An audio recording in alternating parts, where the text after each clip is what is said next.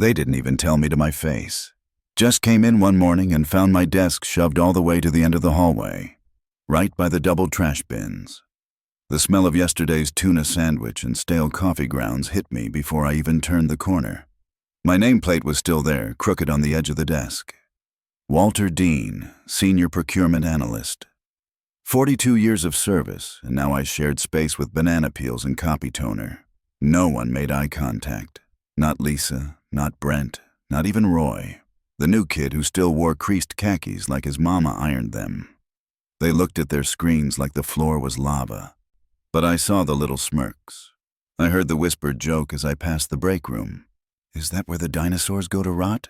You know what's funny? I was too proud to say anything. Just stood there, staring at the heap of papers someone had dumped on my keyboard. Maybe they thought I'd just quit on my own, go quietly, be grateful for the pension. But they don't know me.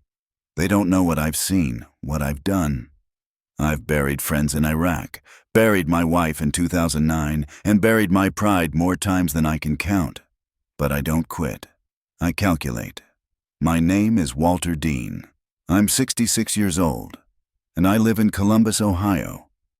I served in the United States Air Force for 22 years before joining Lockridge and Fenwick, a mid-tier logistics firm that thought it was fancier than it really was. I started there in '03, back when people still faxed things and took lunch breaks without shame. I gave them everything, nights, weekends. Missed my daughter's first piano recital to fix a vendor error that saved the company 30 grand. But none of that mattered anymore. You want to know what matters? Optics, age, who you have drinks with after 5. I didn't drink. I went home. I kept my head down, and for that, they put me by the trash.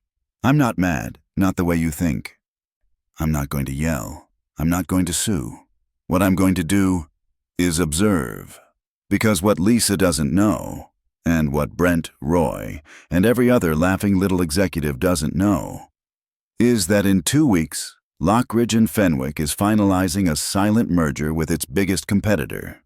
And I, Walter Dean, sit on the internal audit team preparing the restructuring reports. And every name on those layoff projections, every single one of them passes through my hands.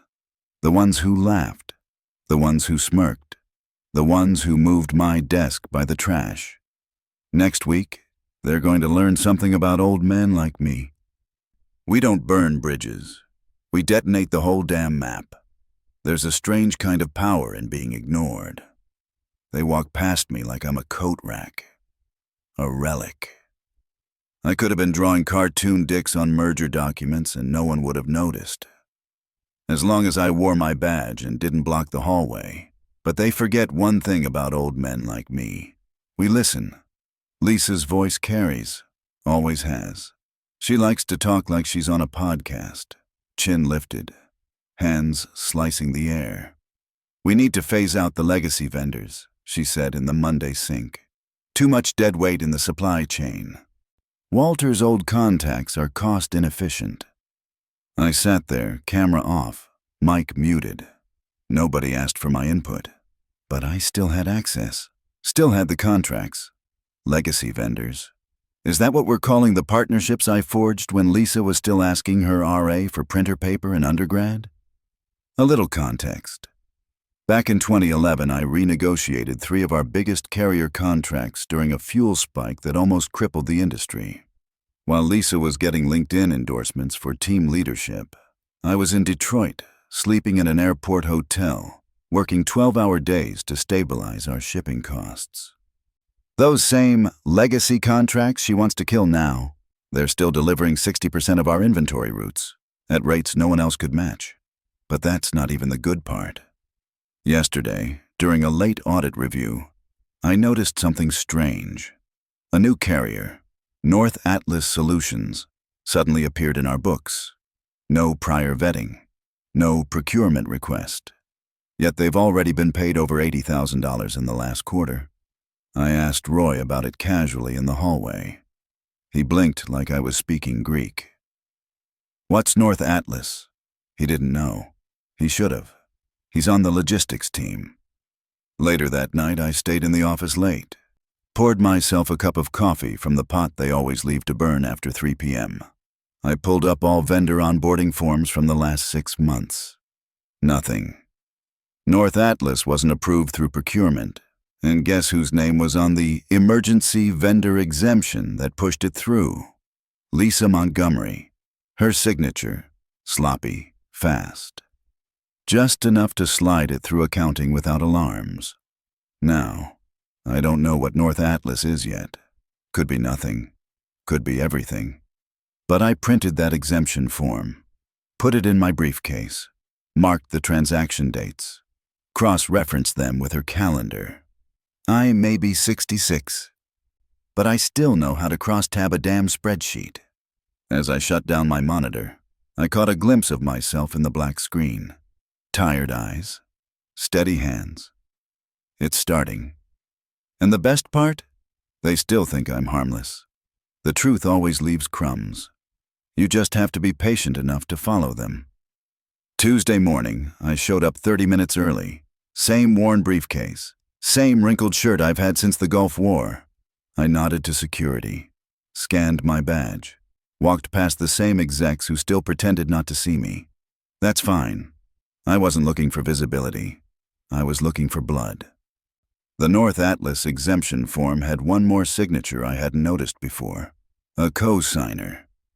Brent McAllister, Director of Supply Chain Strategy, 34 years old, MBA from NYU. Loudest guy in the room, especially when he's wrong. Same guy who told me last year, "Walter, I think your generation had its run. We're about data now, not gut instinct." Funny thing, Brent. You forgot data leaves a trail. North Atlas listed a P.O. box in Allentown. I ran it through our vendor registration portal. Nothing came up. Then I ran the bank routing number listed on the wire transfer receipts. Public info if you know where to look. Guess where it pointed? A business account under BKM Advisory Group LLC. BKM. Brent Kenneth McAllister. He didn't even try to hide it. Just changed the name, ran the payments through a fake consulting firm, and co-signed the approvals under emergency sourcing protocols. Smart? No. Confident? Way too much. I kept digging. Quietly. No emails.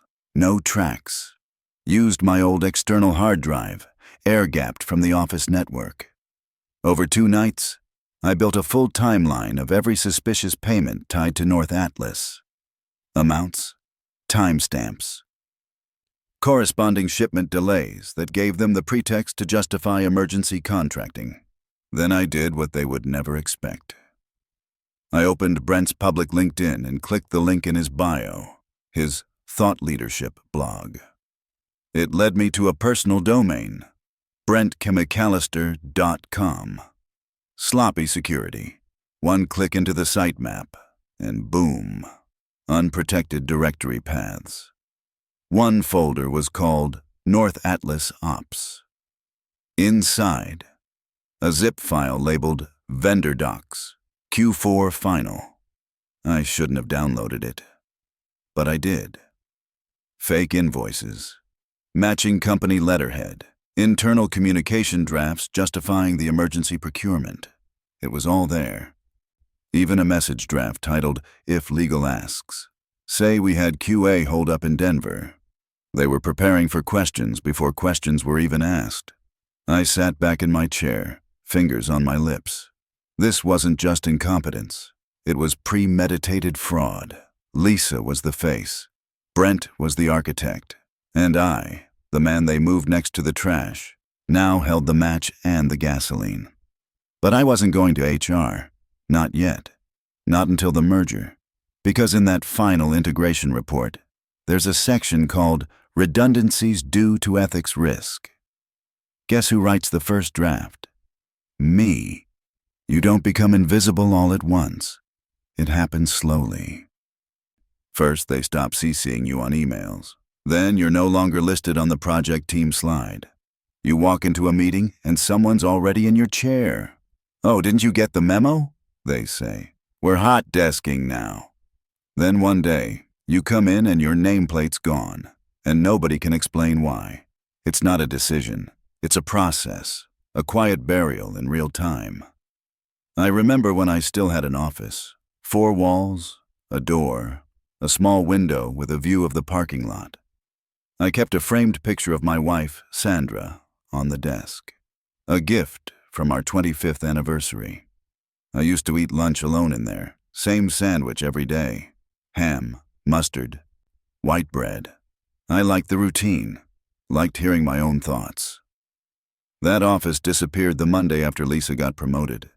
They didn't tell me. Just repurposed the space for a wellness room. When I asked HR where I'd be sitting, they said, "Oh, we've set you up in a flexible workstation near ops."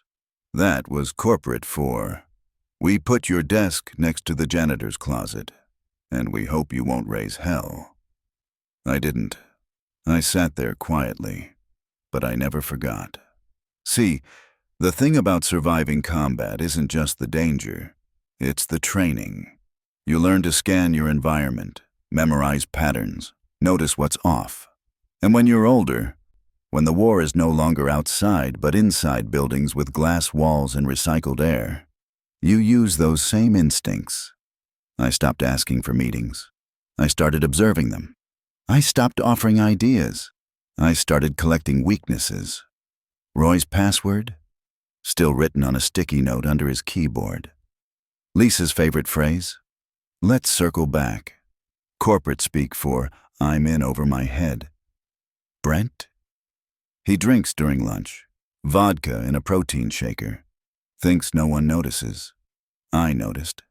And now, with the merger coming, I had a window. Not to destroy them. That would be too easy. No, I wanted to unmask them. I wanted the board to see the truth. That the people pushing out the old blood were bleeding the company dry from the inside. But first, I needed a way in. A signature, a conversation, and as it happened, the opportunity came at 4:17 p.m. on a Wednesday. An Outlook invite popped up. Merger Impact Forecasting, Initial Review. Required. Organizer, Michael Arnott, VP. Mergers and Strategic Operations Attendees, Walter Dean, required. Lisa Montgomery, required. Brent McAllister, optional. They hadn't noticed I was still on the default list. Poor souls. They were about to find out what happens when you put a ghost in the room. I showed up early, sat in the corner seat, closest to the window, the kind of spot nobody fights for unless they're used to being ignored. Lisa walked in first, phone in hand, tapping away like she was trading stocks. Brent followed 5 minutes late, reeking of mint gum and cheap bravado. Neither of them looked at me. Michael Arnott entered last. The VP, the merger lead, the one whose signature would seal the future of Lockridge and Fenwick. He was younger than I expected, maybe late 40s, clean suit, military posture, a man who liked order. "All right," Michael said, clapping his hands softly, like a priest calling mass. "Let's begin." He spoke for 10 minutes straight. Synergy, cost optimization, human capital realignment. A PowerPoint full of buzzwords and bullet points, as if trimming human lives was a spreadsheet exercise. Then came the part I'd been waiting for. "Walter," he said, turning to me, surprised I was even awake. "You've been with procurement the longest. Any concerns with the current vendor map as it relates to the merger?" I didn't blink, didn't smile. I reached into my briefcase, pulled out a printed list. Nothing aggressive, just a simple page. "Actually, yes," I said calmly.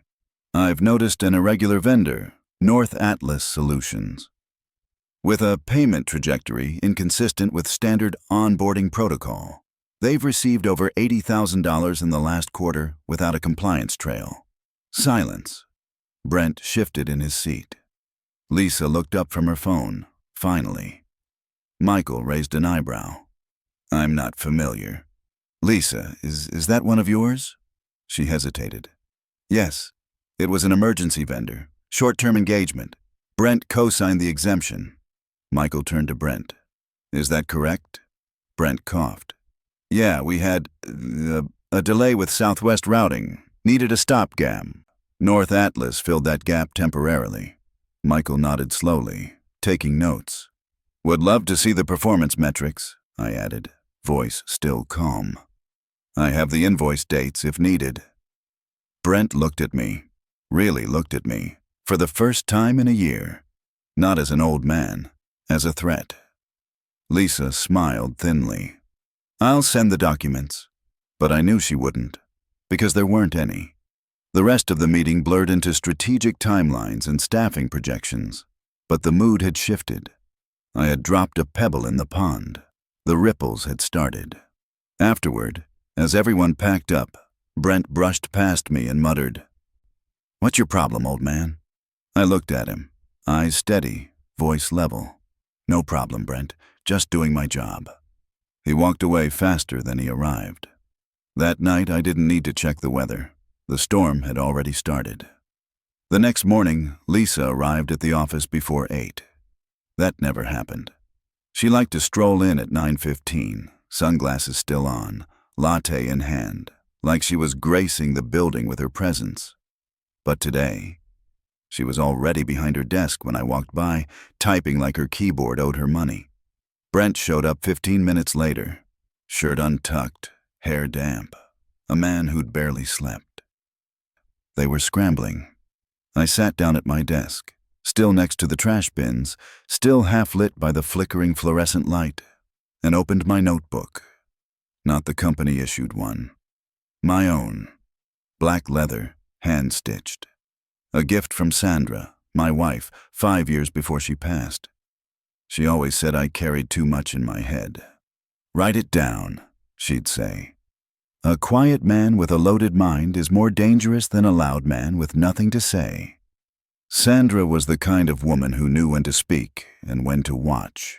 She worked as a court clerk for 28 years and never once lost her cool. Timing wins wars, she'd whisper when I came home ready to explode from office politics. I thought about her a lot that week, especially as I watched Lisa and Brent try to retroactively fix what they'd broken. I saw Lisa meeting with compliance for over an hour, laughing too loud. Brent sent 2 emails to accounting flagged as urgent. I caught a glimpse of one subject line. North Atlas file cleanup, priority. Too late. The files were already downloaded, dated, archived, time-stamped on external hardware. They could scramble, they could edit, but they couldn't unring the bell. Michael Arno sent a follow-up email that afternoon. Subject, North Atlas Inquiry. Walter, appreciate you flagging the concern. We've initiated a review. Please forward any documentation you've retained for audit integrity. Best, M. Arno. I didn't reply right away.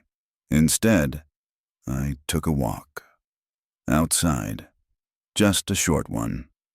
The air in Columbus had that mid-spring stillness, warm sun, cold wind. I sat on the bench outside the office, next to the loading dock where truckers smoked and cursed at their phones. I closed my eyes and thought about Sandra's last year. The chemo, the way she still made me tea every morning, the way she said, "Don't let them turn you bitter. Be colder than that. Be sharp." She was always right. When I got back to my desk, I replied to Michael. Short, professional. Attached the files. The fuse was lit now. All I had to do was watch.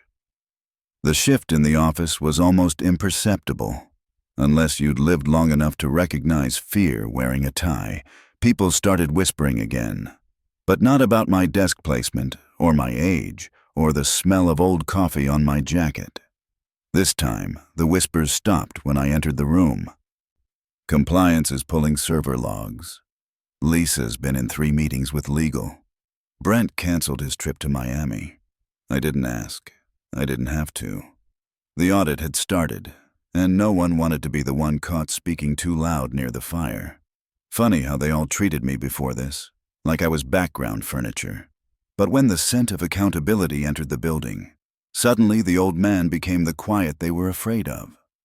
That afternoon, I got a Teams message from a name I hadn't seen in years. Victor Halley, Director of Internal Audit. Walter, would you be willing to provide a narrative overview of the procurement discrepancies you flagged last week? Keep it to 2 pages max, just context for the board. I smiled. They weren't just investigating, they were escalating. I opened a new Word doc, titled it, Summary of Vendor Anomalies, North Atlas and Related Entities. I didn't rush. I wrote it like Sandra would have, clean, factual, unflinching. Bullet points, contract codes, timeline of exemptions, payout summaries, dates Brent was out of town but still approved services. I didn't speculate. I didn't accuse. I documented. And as I typed, my mind drifted. Not to retirement, not to revenge, but to 1993, Kuwait. A shipment went missing. 17 crates of secure equipment vanished between checkpoints. They blamed a local partner. But I knew the truth. It was an inside job. I knew because I'd trained the man who rerouted the convoy. He was young, too eager, too greedy. But I didn't report it. Not then. I told myself it wasn't my business. That mistake cost lives. I never forgot that, and I swore I'd never stay quiet again. Back at my desk, I hit save. Printed a copy for Victor. One for Michael. One for myself. Each with a unique pen mark on the corner, so I'd know if one went missing or was altered. As I was stapling the last copy, Brent walked by, pale, sweating. He looked at the document in my hand and froze. "What's that?" "History," I said, sliding it into my briefcase. "Want to know how it ends?" He didn't answer. He just kept walking, and I swear, for a moment, I almost felt sorry for him. Almost. The building felt heavier that morning, like the walls knew what was coming before the people did. First sign. Lisa didn't show up. Her office lights stayed off, blinds closed. Around 10:22, an email went out. Subject, staffing update, temporary leave. To all staff, Lisa Montgomery will be on administrative leave effective immediately, pending internal review of procurement protocols. All inquiries should be directed to Michael Arnott or interim lead personnel. No explanation. No call. Just silence. Brent? He came in late, left early, and didn't speak to anyone. His office door stayed shut, blinds drawn. A post-it note on the window that said, "Back in 10." He never came back. I didn't gloat. There was no smile, no fist pump, no dramatic walk through the lobby. That's the thing about vengeance when you're older. It doesn't taste sweet. It tastes quiet. I spent most of the afternoon finishing up what would be my last project before retirement. The merger integration maps, redundancies, staff retention probabilities. All the polite ways to say, these people are getting cut. The irony, Lisa and Brent's names now appeared in red, marked for discontinuation. I clicked save. Then I logged out. It was nearly 6 o'clock when I drove out of the city. The cemetery sat just outside Westerville. Old trees, quiet paths. The kind of place that didn't try too hard to be peaceful. Sandra's headstone was simple. No angels, just her name, birth year, and a line she once made me promise to use. She kept the light on. I sat down next to her, like I had 100 times before, reached into my bag, pulled out the first printed version of the report, folded it neatly, slipped it beneath the small stone owl she used to keep on the kitchen counter. I didn't say much, just whispered, "I did it right this time." The wind moved through the trees like a sigh. I stayed until the sun dipped below the trees, until the shadows got long, until the quiet felt like peace again. Back in the car, my phone buzzed. Text from Michael Arnaud. Your discretion and thoroughness didn't go unnoticed. Would love to speak about a post-merger advisory role. Flexible, remote. Let's connect. I stared at the screen. Then I turned the phone face down. Some doors don't need reopening. I hadn't seen Marvin in 6 years. We used to joke that we'd both die at our desks. Him buried under cables, me smothered by filing cabinets. But Marvin beat the system. Took his early retirement in 2017 and bought a cabin in Hocking Hills. I drove out there Saturday morning, the kind of day where even the sun looks tired. He opened the door in socks and a Buckeyes hoodie. Jesus, Walt, he said, grinning. You look like you finally murdered someone. Not yet, I replied. But the paperwork's in. We laughed like old men do. Slow, raspy, with pauses between memories. Over black coffee and burnt toast, I told him everything. Lisa, Brent, the vendor shell game, the merger timing, the report, the fallout. He listened without interrupting, except to refill my cup. When I got to the part about Brent's forged vendor account, Marvin whistled. You've got him by the wallet and the spine, he said. But Walt, people like that don't go down quiet. They flail, they smear. I nodded. I'm ready, I said. But I wasn't. Monday morning, I walked into the office like usual, swiped my badge, nodded to Marcy at reception, checked my inbox. Then I saw it. Subject: Notice of Ethics Complaint. Preliminary review initiated. My hands froze on the mouse. I opened the message. Mr. Dean, this communication is to inform you that an internal ethics complaint has been filed by Brent McAllister alleging procedural misconduct in the handling of confidential vendor information. Per company policy, a preliminary inquiry will be conducted by Human Resources and Legal Affairs. You are not under investigation at this time, but your cooperation is required. Dear. Thank you. Compliance Office. I leaned back in my chair, heart ticking slower than usual. There it was, his counterpunch.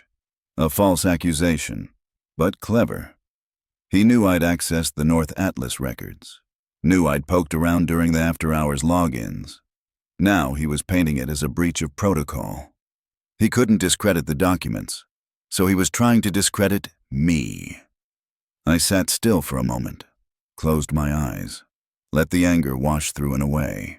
Then I opened a new doc, titled it, Timeline of Access, Justification Summary, Procurement Security Protocols, 2020-2025.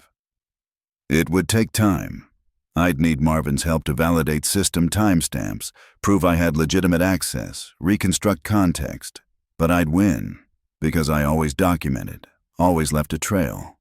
Brent wanted to drag me down into the mud, but mud's where I was born, and I never forgot how to stand in it. Some men swing fists. I opened folders. That Monday night, I stayed at the office past 9 p.m. The janitor offered me a sandwich. I thanked him, declined. There was work to do. First, I accessed the badge entry logs. Every time I'd entered a secure records room, printed a file, opened a vault drawer, it was all time-stamped. Next, I matched those with my email history, requests from audit, compliance, and procurement support teams. Each time I had been asked to revisit older vendor logs. Then came the real gem. Marvin found it. A deleted system entry from March 3rd. Brent had issued a system-wide access override to the North Atlas folder, labeled Temp Open, All Staff Viewing. He had opened the gate, and now he was pretending I climbed the fence. I printed that log with the watermark Marvin added for integrity, placed it into the same black folder I'd used for my merger drafts, neat, crisp, time-stamped. On Tuesday morning, the office was quieter than usual. People said hello. Lisa was still gone. Brent didn't show. And around 10:15, I got a calendar invite. Meeting with M. Arnaud, Con Farm 4B, 11 o'clock a.m. When I walked into the room, Michael Arnaud was already seated, alone, no laptop, just a small stack of papers and his eyes. He gestured to the chair across from him. "Walter," he said, "let me start by saying something I should have said weeks ago." He paused. "Thank you." I didn't respond. Just placed the folder on the table and slid it toward him. He didn't open it. "I've seen enough," he continued. "Legal has reviewed your submissions. Internal audit has validated your timeline. The accusation from Brent will be dismissed, formally, within 48 hours. Still, I said nothing. "Walter," he added, "I've worked with men twice your age who did half your work. You've saved this company, not just from financial exposure, but from a culture that was rotting from the inside." I nodded once.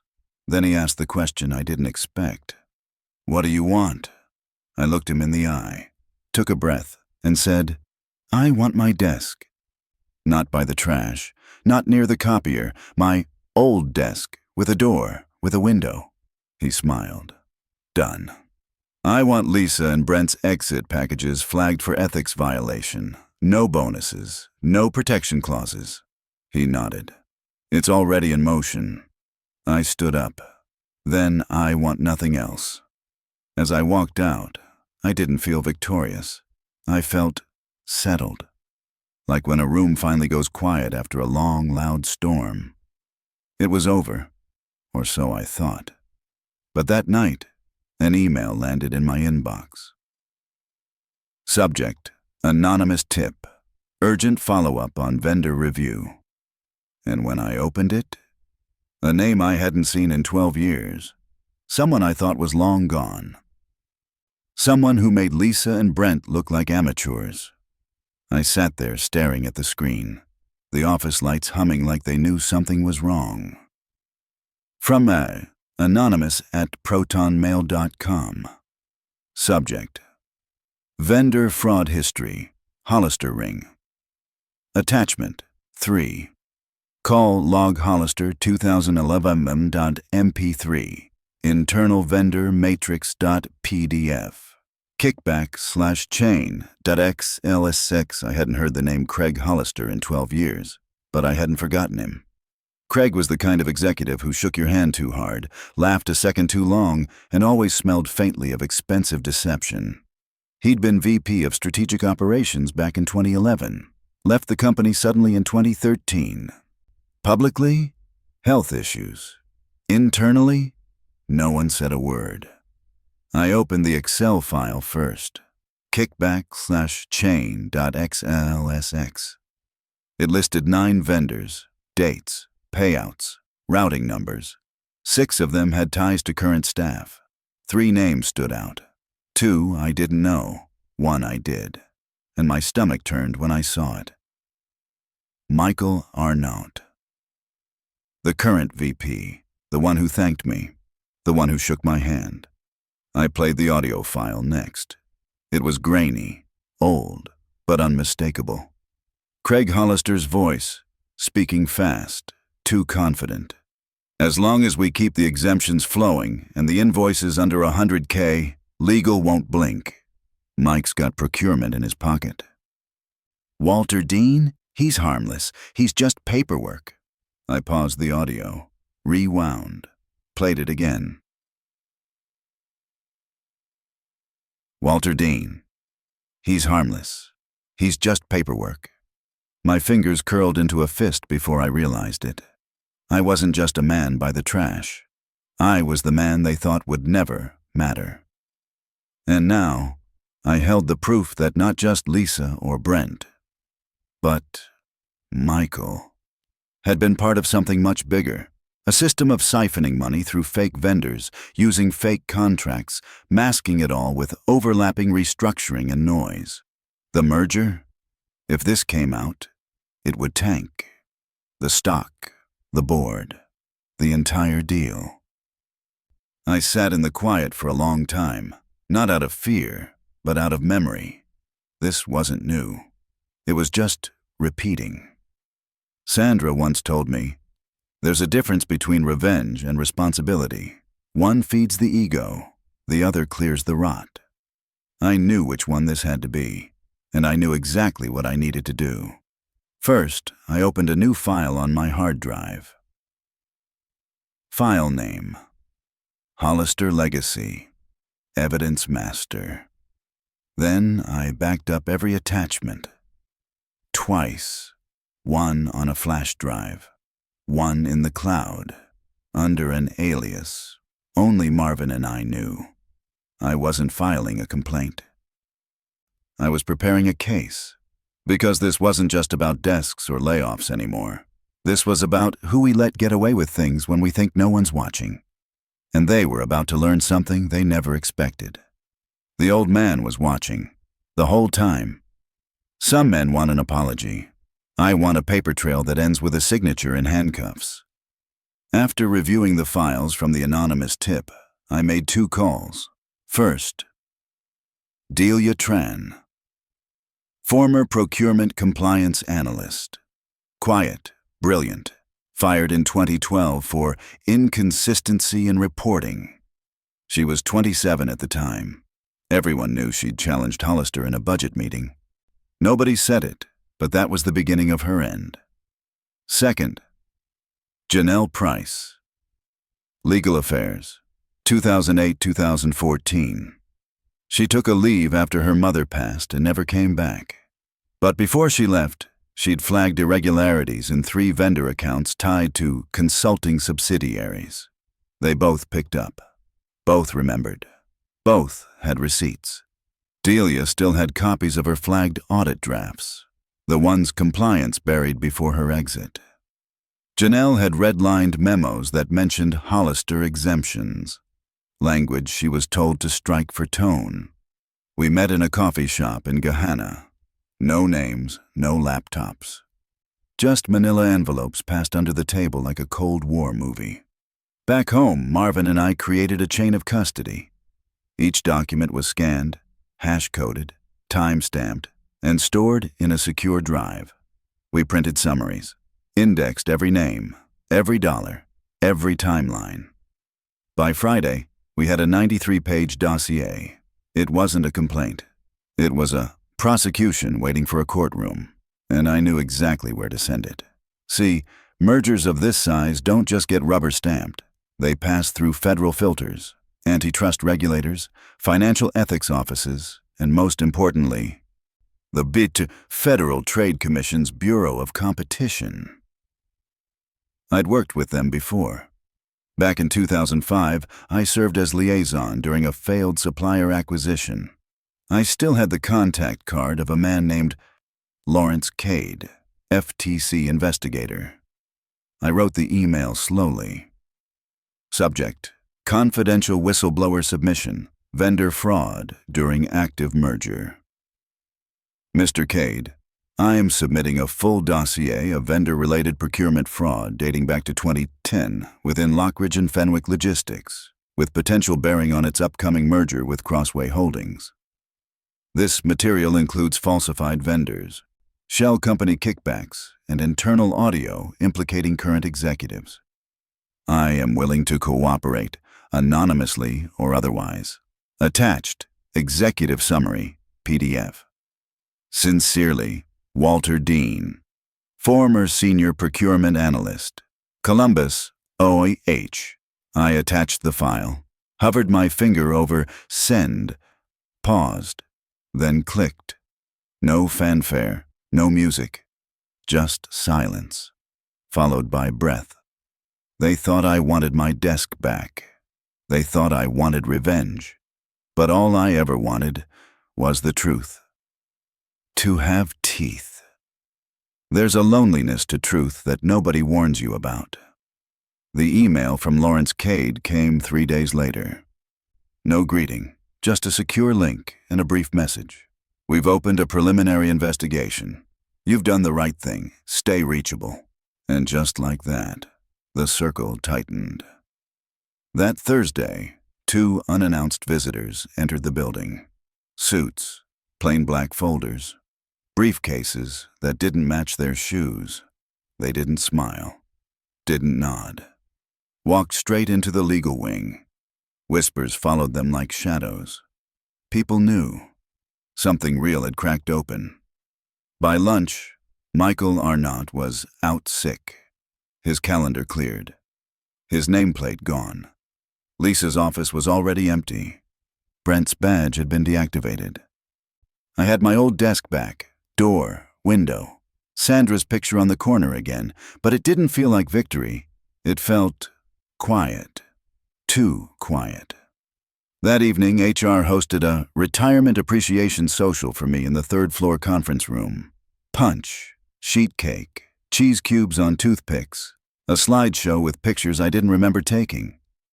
Roy gave a speech. Walter has always been the bedrock of this company, quiet strength, unmatched integrity.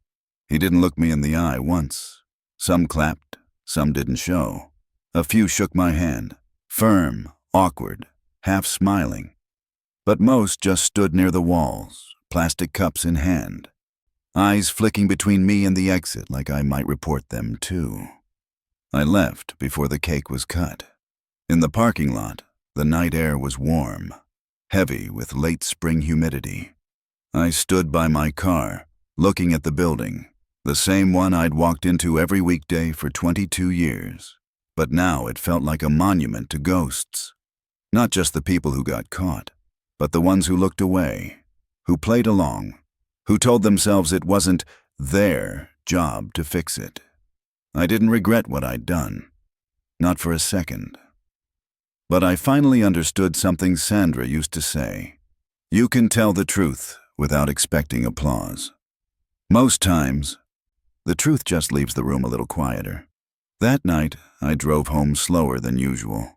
No music, no podcasts, just the road, just the silence, and a strange peace growing in my chest, the kind that doesn't come from being right, but from knowing you never sold yourself short. Retirement isn't a finish line. It's a silence you have to learn to live in. The Monday after my celebration, I woke up at 6:30 a.m. like always, made coffee, toasted bread, poured Sandra's favorite tea even though she was gone. Habit doesn't care about context. By 9 o'clock, I'd already circled the house twice, tightened 2 screws on the porch railing, and wiped down a perfectly clean microwave. The quiet wasn't comforting. It was loud. So I drove. No destination in mind. Just turned west and kept going. Ended up near Cincinnati, at the home of Jerry Lockhart, my old Air Force buddy. He still called me LT, even though I hadn't been an officer since '89. We sat on his porch drinking warm beer from the garage fridge. He asked what it felt like, pulling the pin and blowing up your own career. Doesn't feel like blowing it up, I said. Feels like finally walking out of a building that was already on fire. He nodded. And they call you the arsonist. That stuck with me. 2 days later, I got a letter. A real letter. Not email, not text. It was handwritten, clean cursive on soft stationery. Mr. Dean. You don't know me. My name is Kara Patel. I started in procurement 2 years ago. I watched everything. I was too afraid to say anything. What you did? It gave people like me a reason not to quit. Thank you for proving it's possible to stand tall even when everyone's sitting down.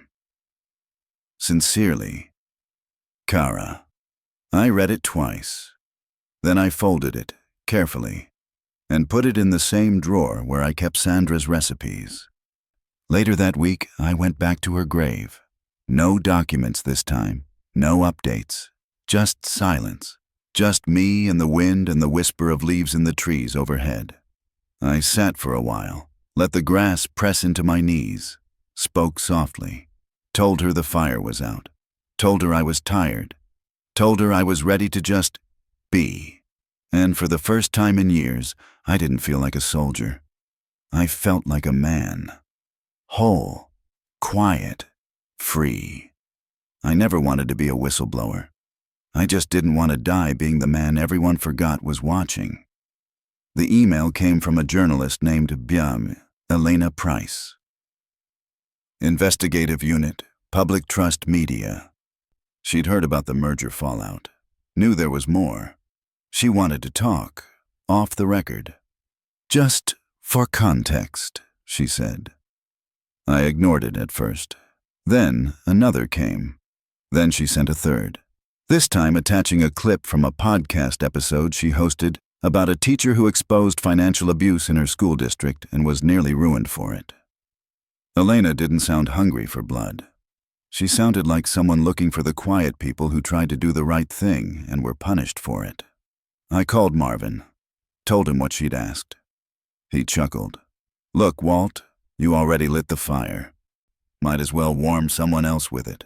So I said yes.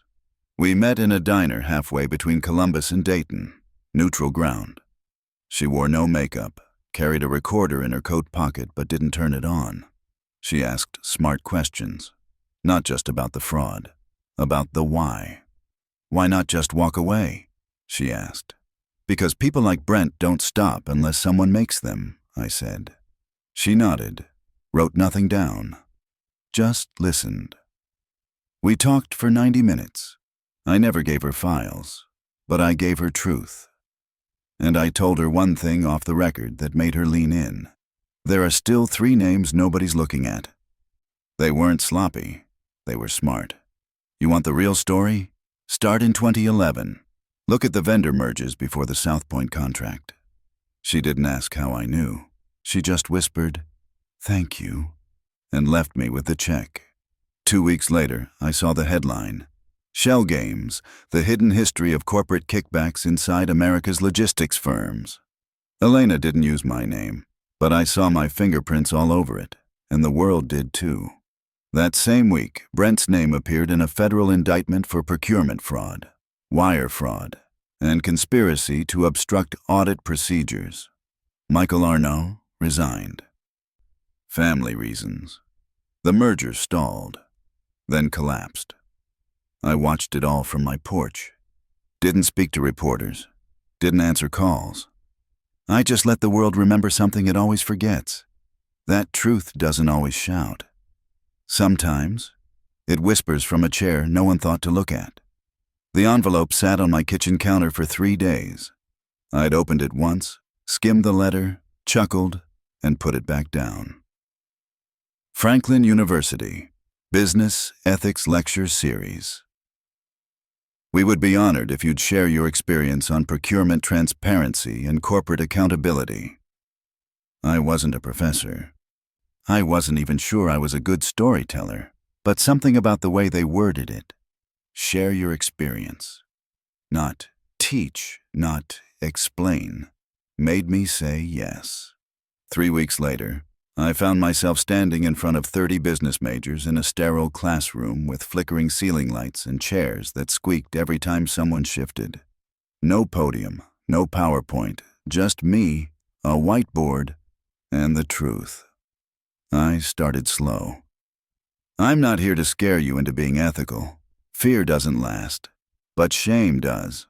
And if you're not careful, you'll build a career on silence and call it success.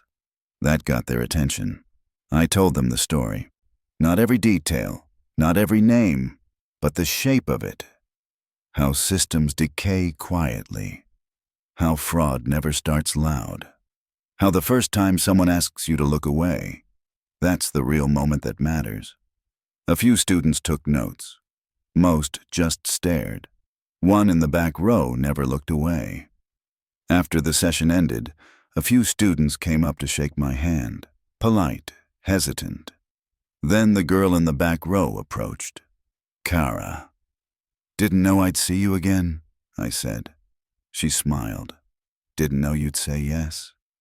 We sat outside on a bench under the maple trees. She told me she was thinking of transferring into public policy. Said something about wanting to work on the systems that keep people honest. I didn't say much. Just nodded, just listened. The wind moved through the branches like breath. Before she left, she said, "They were wrong about you." I looked at her. "Who?" "Everyone who thought you were just a bitter old man." I laughed. "I am a bitter old man." She shook her head. "No, you're the proof it's never too late to do something good." After she left, I sat there a while longer. The air smelled like dry leaves and cold soil, and for the first time in years, I didn't feel like a footnote. I felt like a start. It started with a legal pad, not a fancy journal, just one of those yellow ones you buy in packs of 3. I sat on the porch one morning, coffee in hand, birds chirping in the gutters, and I started to write.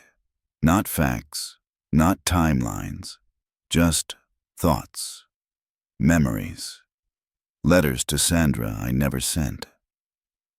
Today I folded the laundry the way you used to, rolled the socks, matched the corners of the sheets. It still doesn't feel right without your humming in the background. I wrote for hours that day, and again the next. The house felt less like a bunker, more like a space I belonged in.